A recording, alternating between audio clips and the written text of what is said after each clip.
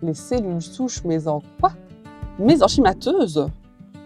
On vous explique ce qui se cache derrière ce terme un peu barbare dans cette 11e capsule d'Illumine le Télévis.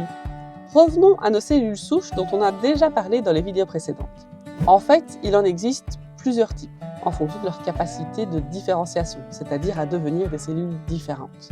Les cellules totipotentes, toti pour tout, peuvent devenir n'importe quelle cellule du corps humain. Les cellules multipotentes, pour multiples donc, peuvent donner une multitude de cellules différentes. Et les cellules pluripotentes, vous l'aurez compris, peuvent se différencier en plusieurs types de cellules. Alors, où se situent nos fameuses cellules mésenchymateuses illustrées sur ce poster? Eh bien, ce sont des cellules multipotentes. On les retrouve principalement dans la moelle osseuse, le tissu graisseux ou encore le centre cordon ombilical. Leur super pouvoir, elles peuvent se transformer en cellules cardiaques, osseuses, hépatiques, en cellules sanguines, en tissu adipeux ou encore en cartilage. Leur avantage majeur est double.